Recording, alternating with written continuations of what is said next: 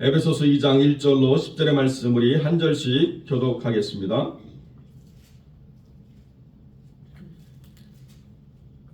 에베소서 2장 1절 말씀 제가 먼저 봉독합니다. 그는 허물과 죄로 죽었던 너희를 살리셨도다. 그때 너희는 그 가운데서 행하여 이 세상 풍조를 따르고 공중의 권세 잡은 자를 따랐으니 곧 지금 불순종의 아들들 가운데서 역사하는 영이라.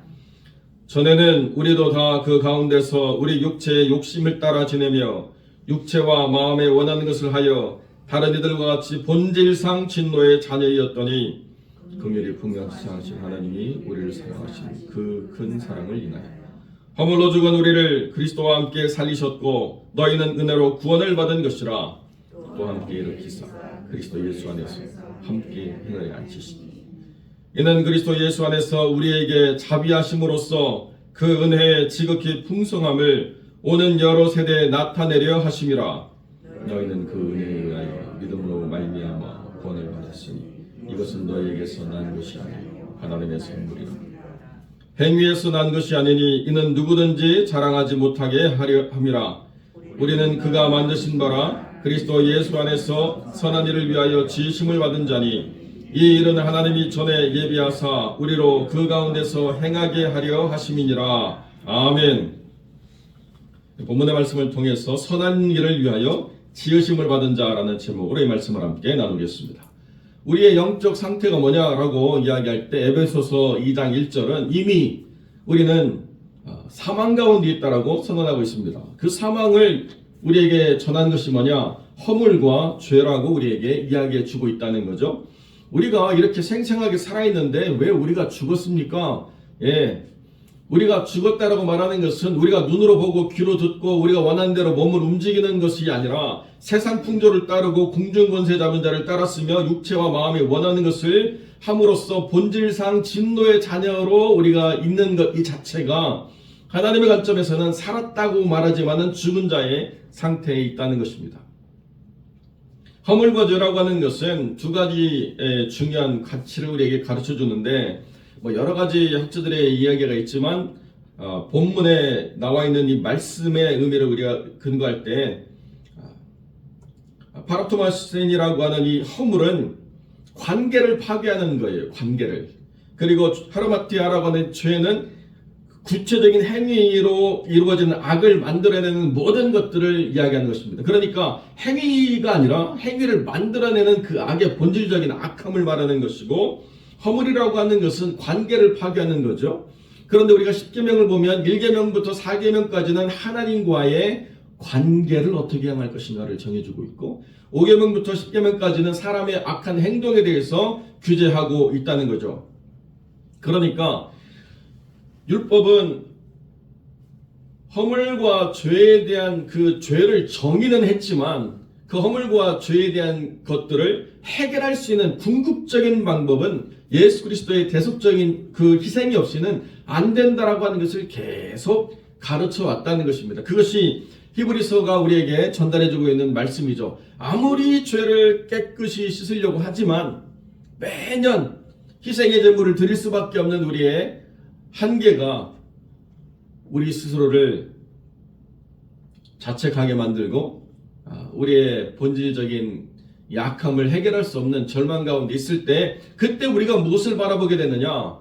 우리를 영원히 구속하시는 하나님의 은혜를 간절히 소망할 수밖에 없는 것. 그래서 우리에게 있는 대제사장이 우리를 위하여 희생하심으로써 우리의 모든 죄를 단번에 해결하시는 그것이 얼마나 큰 은혜냐라고 하는 것을 우리에게 가르쳐 주고 있다는 것입니다.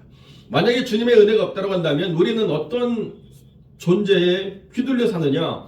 우리의 의지와 생각으로 살아가는 것 같지만 공중권세 잡은 자를 따를 수밖에 없는 그런 영적인 속박 가운데 있다라고 분명히 선언하고 있다는 것입니다. 그래서 그 영적인 속박 가운데 있는 사람들의 특성이 뭐냐? 세상 풍조를 따르고요, 육체의 욕심을 따르고 마음이 원하는 것대로 행하는 모든 일에 있어서 아무런 절제나 또는 그것으로부터 벗어날 수 있는 자유가 주어지지 않는다는 거예요.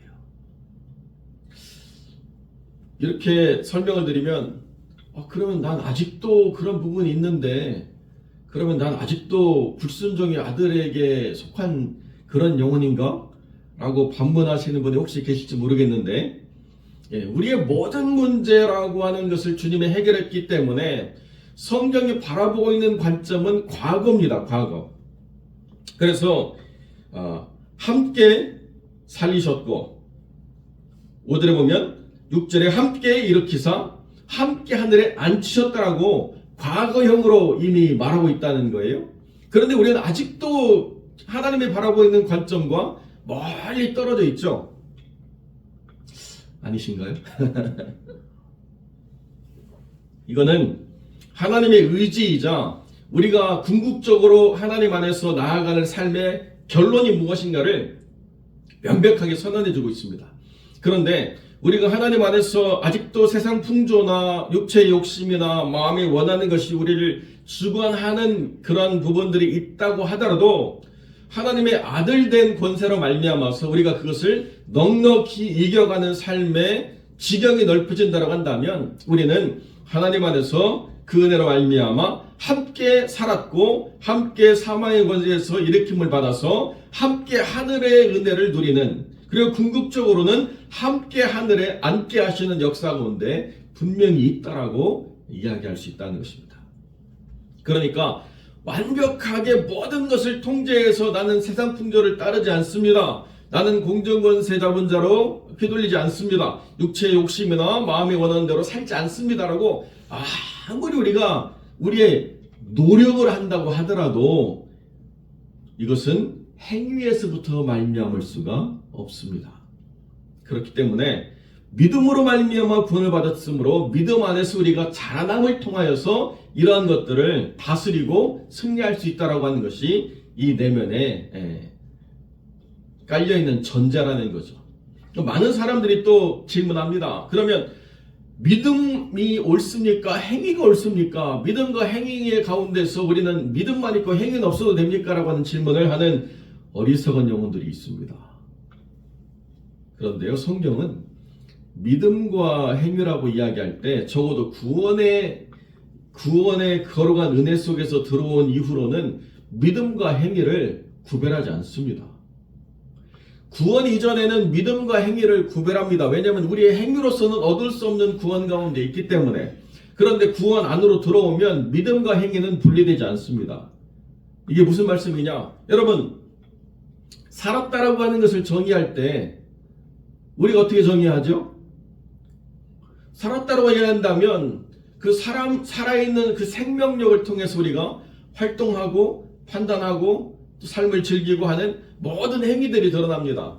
그것이 생명 안에서 이루어지고 있는 활동이죠. 믿음도 마찬가지라는 거예요. 믿음 안에서 일어나고 있는 모든 활동이라고 하는 것이 분리될 수가 없는 거예요.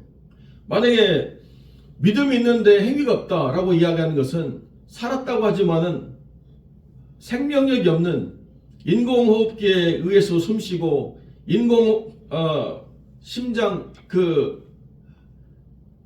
통제를 받는 그런 것을 삽입해가지고 심장이 뛰어야 되고 모든 것이 기계를 의존해서 사람이 지금 하루하루 연명하고 있다. 이건 살아있다라고 말할 수가 없는 거죠. 마찬가지로 믿음이라고 하는 것은 그냥 단순히 피상적이고 우리가 머릿속에서 무언가를 신뢰하는 그런 관념에 대한 이야기가 아니라는 것입니다. 여기서 말하는 믿음이라고 하는 것은 생명에 대한 이야기예요. 그러니까 은혜 안에서 우리가 믿음으로 구원을 받았다라고 이야기한다면 구원받은 백성으로서 이제 살아가는 모든 삶에서 믿음과 행위는 분리되지가 않습니다. 그러나 그 이전에서는 구원이 행위로 말미암을 수가 없다라고 하는 것은 명백하게 참이죠. 그래서 구원은 하나님의 선물이 되는 것이고요. 하나님의 선물을 받아서 하나님의 자녀가 되었기 때문에 믿음 안에서 살아가는 우리들의 모든 행위는 믿음으로 말미암아 나와지는 결론이기 때문에 믿음 따로 행위 따로라고 하는 것이 가능하지 않다는 거예요. 그 이전에는 불순종의 아들들이었기 때문에 믿음 따로 행위 따로로 살아갔지만 그러나 이제 하나님의 자녀가 된 우리는 믿음과 행위가 분리될 수 없는 온전한 하나로 모든 것이 통일성을 갖는 그런 삶을 우리가 살아가게 되었다라고 성경이 이야기하고 있습니다. 그래서 궁극적으로 우리가 살아가는 삶의 목적이 뭐냐? 그 목적은 7절과 10절에 우리에게 분명히 이야기해주고 있는데, 하나님의 놀라우신 은혜가 얼마나 풍성한가를 여러 세대에게 나타내려고 주님이 우리를 그렇게 이끌어 주셨다는 것이고, 우리는 그리스도 예수 안에서 선한 일을 위해서 지으심을 받은 하나님의 걸작품이다 라고 이렇게 하나님이 우리에게 말씀해 주고 있다는 것입니다. 그러니까 우리는 하나님의 은혜를 증거하는 자요, 우리는 하나님의 선하신 일을 행동으로 실천하면서 그것을 확장시켜 나갈 수 있는 사명을 받은 거룩한 하나님의 작품이라고 성경 우리에게 이야기해 주고 있다는 거죠. 그러니까 오늘 하루를 살아가면서 우리의 삶의 목적이 뭐냐? 그 목적은 하나님의 은혜를 누군가에게 증거하기 위해서 우리가 존재하는 것입니다. 그리고 하나님의 선한 일을 우리가 완성해 가기 위해서 우리는 존재하게 되는 것이죠.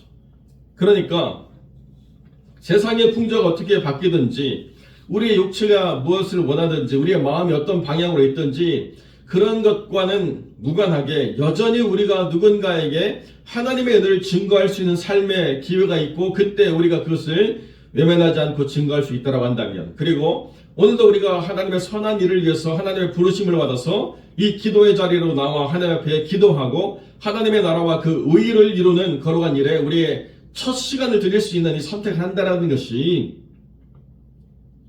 선한 일이라는 거예요. 선한 선택을 했다는 것입니다. 우리의 원하는 바 좀 더 늦고 좀 더 자잘하고 이야기하면 멸망의 도적같이 올 수밖에 없지만, 그러나 우리의 삶 가운데서 그리스도 예수 안에 이루고자 하는 선한 일을 위하여 우리가 사용되어지기를 간구하고 그렇게 살아가고자 작정하면서 하나님 앞에 하루에 처음을 드리는 이 귀한 선택이 하나님 안에서 선한 것이라고 주님이 말씀하고 있다는 것입니다. 하나님이 우리의 삶에서 우리를 통하여서 이루고자 하시는 가장 중요한 선한 일의 핵심은 어디 있느냐? 잃어버린 영혼들이 주께로 돌아오는데 우리의 삶에 거룩한 쓰임이 있다는 거예요. 노아, 욥, 다니엘, 이 대단한 사람도 하나님의 은혜가 아니면은 구원받을 수 없는 것을 에스겔이 이야기하고 있지 않습니까? 의인이라 할지라도 그 의의가 어느 한순간에 단절이 되고 더 이상 그 의의로 충만한 삶을 살아나가지 않으면 하나님이 벌하신다라고 에스겔에게 말씀하지 않았습니까? 우리가 하나님 안에서 어느 한순간의 선함이 아니라 선함이라고 하는 일들이 우리 안에 계속 쌓여져 가도록 우리를 하나님이 이끄시고자 할 때에, 그때 우리의 삶에 아무런 후회나 아쉬움이 없이 하루를 주님으로 시작하고 말씀 속에 살아가고 그 은혜 속에서 누군가에게 하나님의 은혜의 풍성함을 전할 수 있는 도구로 우리가 쓰임받기를 기도할 때에 하나님께서는 여러 모양으로 우리를 통해서 선한 일들을 이루시고 아름다운 역사를 하나님이 펼쳐가신다라고 성경 우리에게 가르쳐주고 있다는 것입니다. 이는 우리의 능력으로 말미암은 것이 아니기 때문에 하나님이 주시는 감동이 우리 안에 모든 것을 이루어가는 것이죠. 그러니까 내가 어떤 삶에서 의미를 찾지 못하고, 내가 어떤 삶에서 불만족하고, 내가 어떤 삶에서 기쁨이 없다고 한다면 하나님의 지으신 바에 대한 목적을 우리가 상실했기 때문이라고 이야기할 수 있는 것입니다. 왜 우리를 지으셨는가? 육체의 만족을 위해서 지으신 것이 아니고, 세상 풍조를 누리기 위해서 지으신 것이 아니고, 하나님이 지으신 선하신 뜻이 있고 우리를 부르신 하나님의 목적이 있다는 것을 우리가 분명히 깨달아가야 된다는 거예요. 아무리 힘들고 어려운 일이 있다 하더라도 하나님이 지으신 선한 일이 있다라고 한다면 우리는 기뻐하며 하루를 살아갈 그러한 삶이 얼마든지 되어질 수 있다는 것입니다. 계속 단기선교 이야기를 하게 되는데요, 단기선교 그 시간이 쉽지 않아서 피곤할 것 같은데도 선교 기간에는 하나도 피곤하지 않더라고요. 여러분들이 기도를 많이 해주셔서 그런지 선교 기간에는 하나도 안 피곤했는데 갔다 오고 나니까 갑자기 여기저기 쑤시고 뭐 파스 붙이고 있고, 저는 앉았다라고 생각했는데요, 제가 소파에 있는데 깜빡 코 골고 잤나 봐요. 제가 눈 떴더니 제 딸이 아빠 일어났어 해서 나 안 잤는데 했더니 뭔 소리야 코 골고 자던데 막 이러고 있어요. 그때 하나님이 우리를 쓰시니까 그때는 피곤함도 없고 그때는 힘든 것도 몰랐는데요. 그 현장에서 벗어나고 나니까 그게 은혜였구나를 우리가 깨닫는 거예요. 내 힘과 내 노력으로는 한계가 있는데 하나님의 선한 일을 위해서 쓰시고자 하시니까 쓰임 받더라는 거예요. 우리의 노력과 우리의 한계라고 하는 것은 분명히 틀이 있습니다. 그러니까 우리는 미리 염려하죠. 나는 한계가 있습니다. 나는 그런 일을 못합니다. 나는 예민한 사람입니다. 여러 가지 것들로 이야기하는데요. 하나님이 쓰시겠다라고 하면 선한 일의 도구가 될 수가 있는 것이죠. 우리의 행위가 그것들을 만들어낸 것이 아니기 때문에 우리가 그렇게 쓰임 받고 나서 우리가 자랑할 게 없는 거예요. 이거 하나님이 하신 거구나. 우리를 위해서 기도하는 분들의 중보기도가 있었구나. 우리를 위해서 하나님이 입대를 예비하시고 이런 만남을 허락하셨구나. 모든 것이 하나님의 예비하심과 모든 것이 하나님의 선물이었다라고 하는 것을, 그리고 내 스스로가 만들어낼 수 없는 많은 사람들의 기도와 헌신과 수고로 만들어진 합작의 그 결과라는 것을 우리가 깨닫게 되면서 오직 하나님께 찬미를 올려드리는 그런 결론밖에는 우리가 얻을 게 없는 것. 이것이 우리로 하나님이 영광 받으시고자 하는 거룩한 뜻이라는 거죠.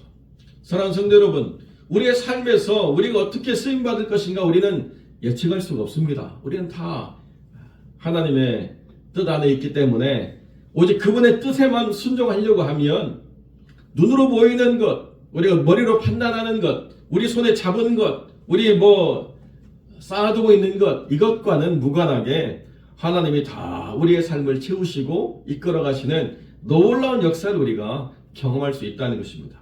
그렇기 때문에 우리가 그리스도 예수 안에서 하나님의 선하신 뜻이 무엇인가를 잘 분별할 수 있도록 기도해야 된다는 거예요. 하나님의 뜻 안에서 우리가 붙잡힌 바 되면 우리의 인생을 살아가면서 은혜로만 우리의 삶을 채워가면서 다가오는 여러 세대의 은혜를 증거할 수 있는 도구가 되는데요. 예수 그리스도 안에서 우리를 지으신 하나님의 뜻이 무엇인가를 분별하지 못하면 자꾸 우리의 눈이 세상 풍조 안에서 육체의 욕심을 따라서 마음에 원하는 대로 휘둘릴 수밖에 없는 그런 연약함이 있다는 것입니다. 사랑하는 성도 여러분, 우리를 부르신 하나님의 뜻이 분명합니다. 우리를 부르신 하나님의 선한 뜻대로 우리의 삶에 세워져가는 것을 우리가 기뻐하면서 오직 은혜의 지극히 풍성함을 증거할 수 있는 선한 도구로 오늘 하루도 살아내시는 복된 영혼들이 되시기를 주님의 이름으로 간절히 축원드립니다.